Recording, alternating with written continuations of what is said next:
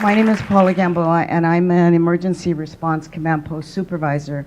I've been with the department for about close to 30 years, and I have a PowerPoint here. Actually, I handed it out so in case people want to follow along, because I speak a little fast. But anyhow, what the emergency response command post is, let's see, how does this work? This one? Okay, got it. So what we do basically is we're charged with responding to and investigating all the immediate child abuse referrals that come into the child abuse hotline after hours. That's after our regional offices close at 5 p.m. And we also respond to about 85% of all the child fatalities and critical incidents that are called into the child abuse hotline. For some reason, the majority of them are called in late at night from hospitals, the coroner's office, et cetera. And our workers have to be extremely trained in and focused on how to do forensic interviewing, being able to collaborate with law enforcement. That's one of the reasons we're excited about Dr. Durfee's hospital network, because we'll be able to probably get better information, more accurate information, and get more complete reports when we're actually going out to respond to child abuse. As I said, we've been in existence about 25 years, and the majority of our social workers have to go through specialized training in emergency response, because their focus is primarily to go out and do the assessment of safety and the risk of harm to children. We don't have a lot of time to provide actual services to these children and to these families. Our primary responsibility, like I said, is to make an accurate assessment of whether child abuse is occurring or not. Let's see. All right. So our peak hours, we respond, like I said, to all the referrals throughout the entire county of Los Angeles. What makes us unique from the regional offices is that we're not bound by zip codes or city boundaries. So we go from Long Beach to Lancaster. And we have workers outstationed in approximately 16 police stations all over the county. We do have some social workers in some of the hospitals. We actually used to have several hospital outstations many years ago, but somewhere along the way, due to budgets, et cetera, a lot of the hospitals could no longer afford to have us there, and we couldn't afford to have workers there. So what we've done is a lot of our workers have become mobile workers. Okay, let's see here. Our operation receives the highest number of immediate response referrals from the Child Protection Hotline during the hours of 7 p.m. to about 11:30. That's generally that's our peak on average. Those are our peak hours of volume of intake. So consequently, the hotline is also just as busy, taking not only immediate referrals, but they're taking 5-day referrals. They're doing consultations with either mandated reporters or just public, people from the public calling in to ask for information or advice. So it's very busy during those times of the night.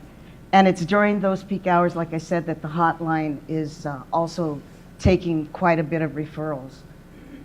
We also work during all legal holidays, including Labor Day, Memorial Day, Columbus Day, just to give you examples, Christmas Day, and the volume of the workload on holidays increases by 100% because our regional offices are closed, so we become the regional offices at night, and we take over their workload.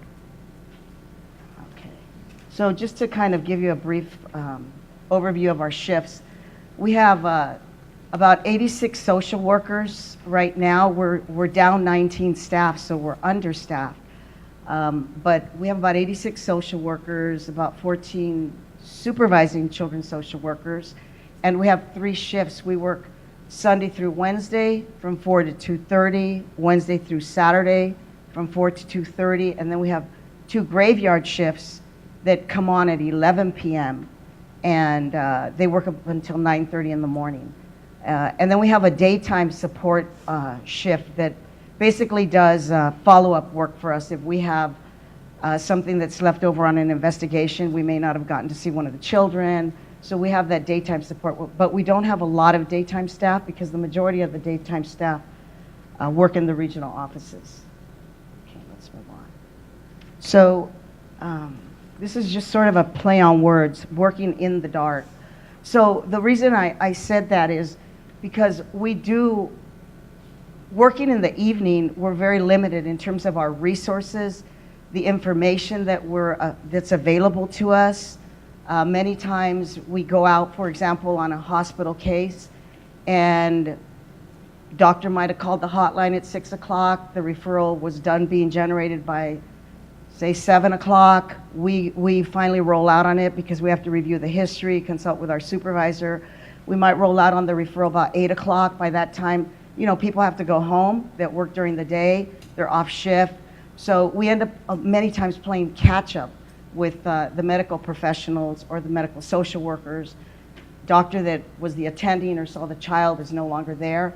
So it's very, for us, it's critical that we have some type of a system in place that we're going to be able to have access to information 24 hours a day and try to have it as immediate as possible for us to be able to make a well-informed and accurate decision when we're going out to assess child abuse. Since our sources of gathering information are fewer during non-business hours, we're heavily dependent on the cooperation of local law enforcement and, again, medical hospitals, medical professionals. We don't work a lot with the schools after hours, obviously, because the schools are closed. So that's one of the collaterals that we're actually unable to really make a lot of contact with in the evening. Okay, let me move on.